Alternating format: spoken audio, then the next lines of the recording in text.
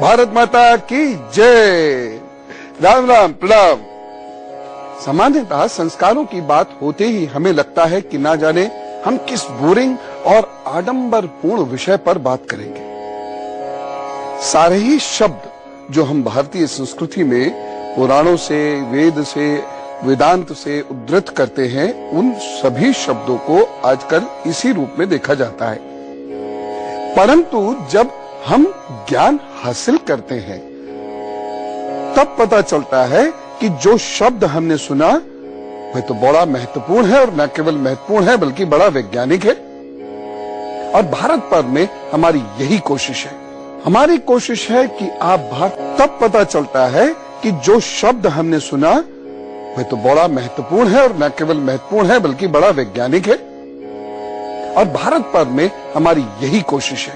हमारी कोशिश है कि आप भारतीय संस्कृति के बारे में प्रामाणिक तरीके से जानिए, और अगर वह चीजें आपको जच जाएं तो उसे अपने जीवन में उतारिए। जीवन में उतारना बहुत जरूरी है इन संस्कारों को, और संस्कारों का सीधा संबंध होता है पूर्व जन्म से। कुछ अदृश्य शक्तियां जो हमें हमेशा प्रभावित करती हैं, चाहे हम उन्हें कॉस्मिक वाइब्रेशंस बोल दें, चाहे हम उन्हें कॉस्मिक रेज बोल दें, लेकिन कहीं ना कहीं बहुत सारी चीजों का प्रभाव सीधे हमारे जीवन पर पड़ता है।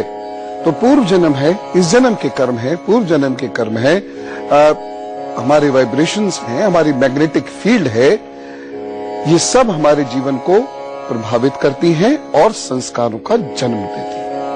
इन संस्कारों को ठीक से निभाने से ही हम अपने जीवन को बेहतर बना सकते हैं। जितना हम संस्कारों से दूर चलते चले जाएंगे उतना हमारा जीवन कष्टकर होता चला जाएगा। संस्कार का अर्थ केवल यही नहीं है कि प्रणाम ऐसे करना चाहिए, उठ के खड़े हो जाना चाहिए, किसी से अच्छे से बात करनी चाहिए, ये सब तो है ही, लेकिन संस्कारों के इनसे भी अधिक और गहन और सघन अर्थ हैं।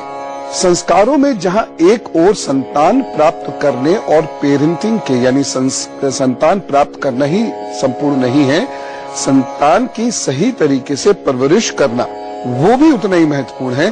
तो जहां ये गुण सूत्र संस्कार बताते हैं, वहीं दूसरी ओर जीवन को सुचारू रूप से चलाने और आगामी जीवन को भी बेहतर बनाने के सूत्र बताते हैं। खास तौर से उन लोगों को ये बात जरूर समझनी है जिन्हें संतान उत्पन्न करनी है, जिनके घर में छोटे बच्चे हैं, जिन्हें संतान का लालन पालन करना है, जिन्हें विवाह करना है और वैवाहिक जीवन को निभाना है, उन सब लोगों को ये जरूर जानना चाहिए। और खास तौर से आज का जो सामाजिक वातावरण और परिवेश बन गया है, उन लोगों को ये बात समझनी और भी ज्यादा जरूरी है इस परिवेश की बुराइयों से बचने के लिए।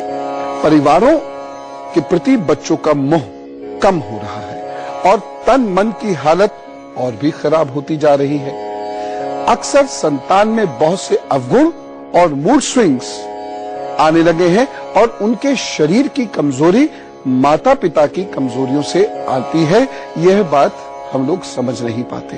आपको मालूम है, बच्चे ठंड से जल्द प्रभावित होते हैं। उनके पेट की खराबी, उनके हाथ पैरों की कमजोरी, उनका गुस्सा, उनकी जिद, उनका डिप्रेशन, उनके फेफड़ों की समस्या, उनकी स्मरण शक्ति, उनमें बोल्डनेस की कमी, उनका डिसीजन नहीं ले पाना, आदि आदि आदि आदि आदि आदि, ये सब माता पिता के गुणसूत्रों से यानी जीन्स से आता है।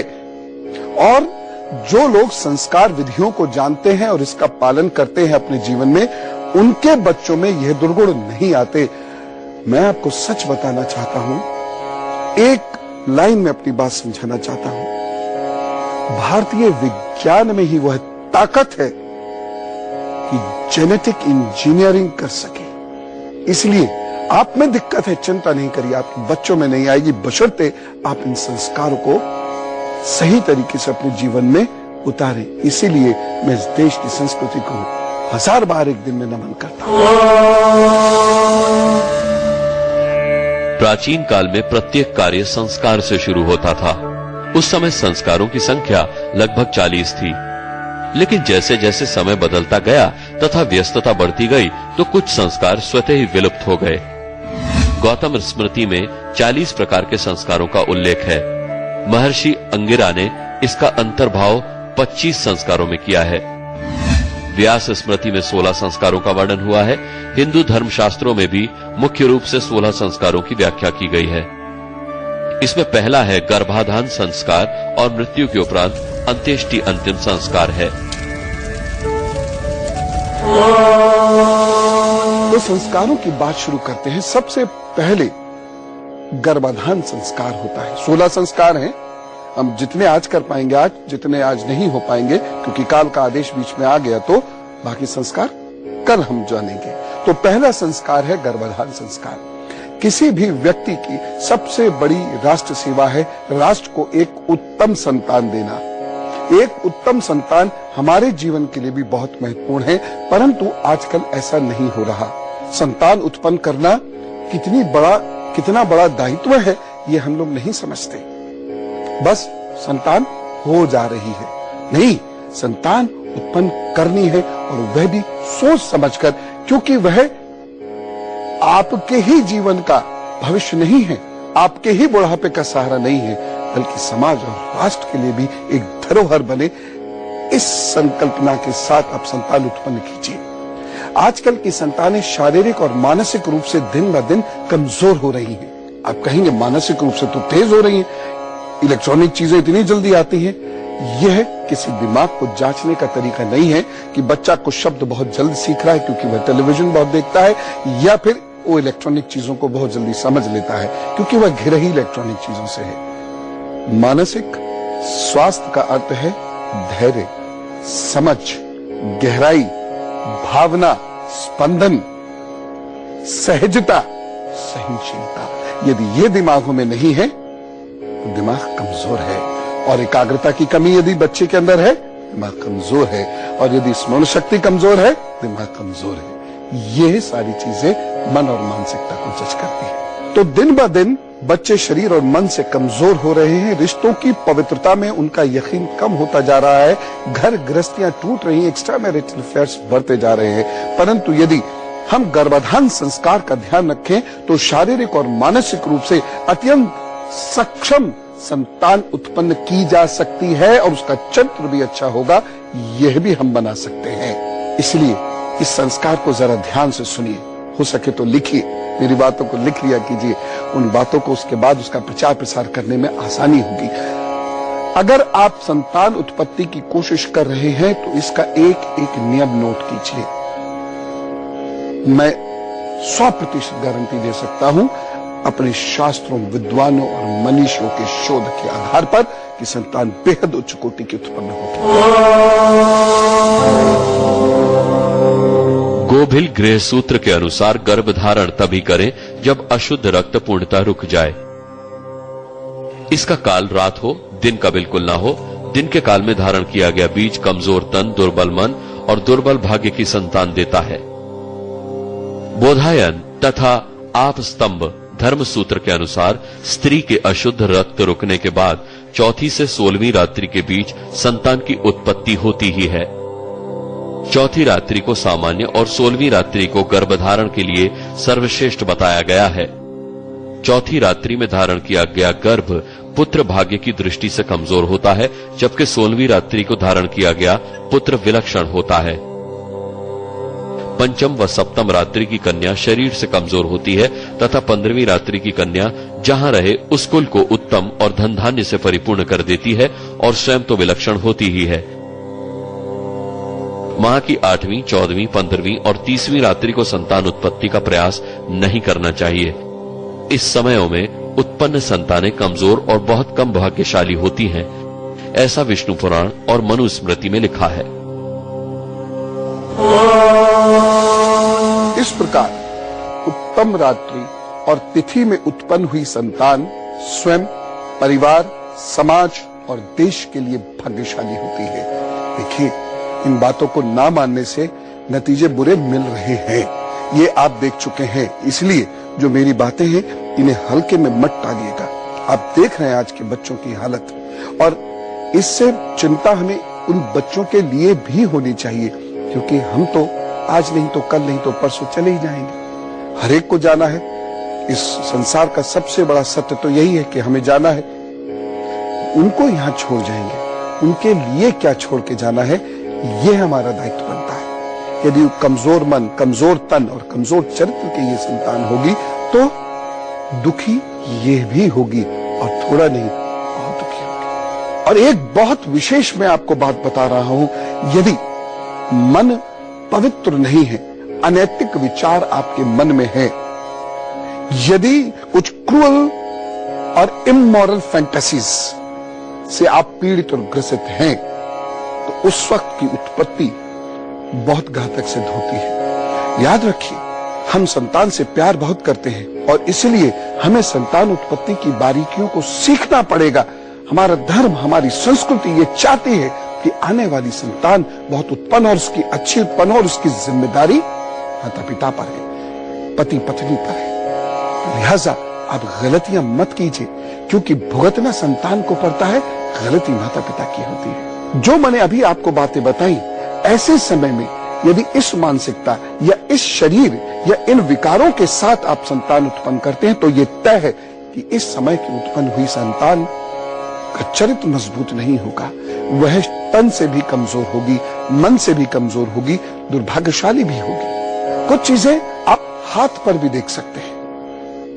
हाथ पर, क्योंकि ज्योतिष इसमें आपकी बड़ी मदद करता है। जी हां, ज्योतिष संतान उत्पत्ति के संस्कार में बड़ी मदद करता है। और यदि आप सही ज्योतिष का सहारा लें, शब्द सही पे जरा गौर कीजिएगा, यदि आप सही ज्योतिष का सहारा लें तो आपको ये पता चल जाएगा कि किस वक्त में संतान उत्पत्ति सर्वोत्तम होगी। हाथ पर यदि चंद्र, मंगल और केतु, ये जो पर्वत है, इनके बारे में मैं आपको सिखा चुका हूं। तो ये जो पर्वत हैं, यदि इन पर दाग धब्बे हैं, कटी फटी रेखाएं हैं, बहुत सारे तिल या लाल लाल निशान, खासतौर से लाल निशान आपके हाथ पर उत्पन्न हो रहे हैं, तो वेट कीजिए। 1 महीना नहीं, 1 साल क्या 2 साल भी वेट करना पड़ जाए तो वेट कीजिए, क्योंकि ये धब्बे, ये चीजें यदि हाथ पर है और संतान उत्पन्न हुई तो वह निश्चित रूप से पीड़ित होगी। ऐसे में या तो संतान हो भी नहीं पाएगी, ये भी बहुत संभव है, और होगी तो निश्चित रूप से उसके तन में या मन में कहीं कोई कमजोरी अवश्य होगी। इस प्रकार की संतान का, जिनके माता पिता के मन में भ्रष्टाचार, निंदा, ईर्ष्या, दूसरे के बुरा करने की भावनाएं होती हैं, ऐसी संतान का मनोबल और एकाग्रता बहुत कम होती है। इस संतान में गंभीरता की कमी होती है। इस संतान का मन विचलित बहुत होता है और चलायमान भी बहुत होता है। ये सोचेगा, वो सोचेगा, फिर वो सोचेगा, फिर वो सोचेगा। लिहाजा माता पिता का तन, माता पिता का मन, माता पिता का चरित्र एक संतान का निर्माण करता है। बीज और क्षेत्र तो है ही है, लेकिन ये तीनों चीजें भी संतान के निर्माण में आवश्यक है। अच्छा, अब मैं बात करता हूं दूसरे संस्कार की। दूसरा संस्कार है पुंसवन संस्कार। इसका संस्कार समय दूसरे माह से अष्टम माह तक होता है। इस संस्कार में गर्भ शुद्धि की जाती थी, जिससे उत्तम संतान उत्पन्न हो। बरगद, सहदेवी और सोमलता के प्रयोग से विशिष्ट दवाएं बनाई जाती थीं, जिससे विशिष्ट संतान हो। वंश बढ़ाने की इच्छा रखने वाले भी इसका पालन करते थे।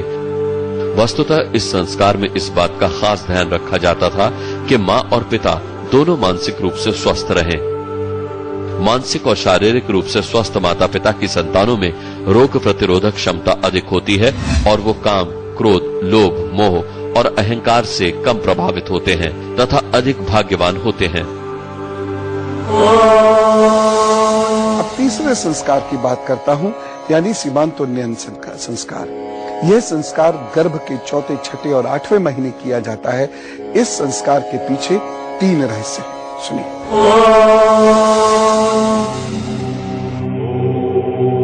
प्रथम रहस्य ये है कि चौथा और छठा और 8वां महीना गर्भ के लिए सबसे कमजोर समय होता है, अतः इस समय की कुछ विशेष क्रियाएं माता को शक्ति प्रदान करती हैं। इस संस्कार के लिए स्त्री को अग्नि के पश्चिम में बैठकर कुछ मंत्रों से अभिमंत्रित जौ की कोपल की जड़ पत्नी के गले में पति बांधता है, जिससे वो ऊपरी बाधाओं से मुक्त होकर प्रसन्न और स्वस्थ रहे।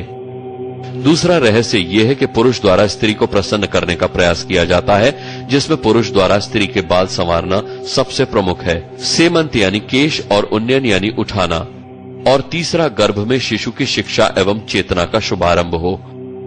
इस समय गर्भ में पल रहा बच्चा सीखने के काबिल हो जाता है, उसमें अच्छे गुण, स्वभाव और कर्म आ जाएं, इसके लिए माँ व पिता उसी प्रकार आचार विचार, रहन सहन और व्यवहार करते हैं।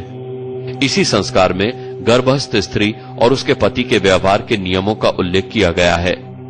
मार्कंडेय पुराण में कहा गया है कि गर्भस्थ स्त्री को दुष्ट प्रकृति वालों, गड्ढों, टीलों, वृक्षों, पोखरों आदि के पास नहीं जाना चाहिए। ऋषि कश्यप कहते हैं कि गर्भवती महिलाओं को गंदे स्नानों पर नहीं बैठना चाहिए, केश खुले नहीं रखने चाहिए, गर्भस्थ स्त्री को क्रोध से दूर रहना चाहिए, बहुत जोर लगाकर हंसना नहीं चाहिए, किसी भी वृक्ष के लिए अधिक देर तक नहीं रुकना चाहिए, जबकि गर्भ धारण करने वाली स्त्री को बहुत देर तक नहीं सोना चाहिए। वैसे भी ये काल सूर्य व शनि का होता है, अतः उनकी प्रकृति के विरुद्ध किया गया व्यवहार संतान को कमजोर कर सकता है। देर तक नहीं रुकना चाहिए, जबकि गर्भ धारण करने वाली स्त्री को बहुत देर तक नहीं सोना चाहिए। वैसे भी ये काल सूर्य व शनि का होता है, अतः उनकी प्रकृति के विरुद्ध किया गया व्यवहार संतान को कमजोर कर सकता है। इस संस्कार के प्रारंभ के माह में माता अब दोहद अर्थात दो हृदय वाली हो जाती है, एक शिशु का और दूसरा अपना, अतः उसे स्वास्थ्य और शुद्धता का और भी अधिक ध्यान रखना चाहिए। चौथा संस्कार बेहद महत्वपूर्ण है। यह संस्कार गर्भ धारण करने वाली स्त्री को अवश्य करना चाहिए। ध्यान से सुनिए। चौथा संस्कार जातकर्म संस्कार होता है। बालक का जन्म होते ही इस संस्कार को करने से गर्भजन्य दोष दूर होते हैं। नाल छेदन के पूर्व अनामिका उंगली यानी तीसरे नंबर की उंगली से नवजात शिशु को शहद, घी और स्वर्ण चटाया जाता है। आचार्य चरक ने इस संस्कार को करने के उपरांत ही दुग्धपान करने की सलाह दी है। एक और खास बात, माता को संतान को हमेशा प्रसन्नचित्त भाव से ही दुग्धपान कराना चाहिए। प्रसन्नचित्त प्रभाव से किया गया दुग्धपान शिशु के तन को लगता है, उसे कई असाध्य रोगों से लड़ने की ताकत मिलती है। पांचवा और छठा संस्कार भी बेहद महत्वपूर्ण है। शिशु के जन्म के बाद किए गए ये संस्कार उसके आगे के जीवन की दिशा और दशा को निर्धारित करते हैं। अब पांचवा संस्कार यानी नामकरण संस्कार, जन्म के बाद 11वें अथवा 100वें दिन नामकरण संस्कार किया जाता है। जन्म नक्षत्र के आधार पर बच्चे का नाम रखा जाता है। वैसे यही नाम आगे बढ़ना चाहिए जो जन्म नक्षत्र का हो, परंतु यदि कोई अन्य नाम भी आप रखना चाहें तो नक्षत्र वाले अक्षर के मित्र का नाम आप रखें। अब आपको छठे संस्कार के बारे में बताता हूं। इसे निष्क्रमण संस्कार कहते हैं। निष्क्रमण का अर्थ है बाहर निकालना। जन्म के चौथे महीने में बच्चे को पंच महाभूत के दर्शन कराए जाते हैं।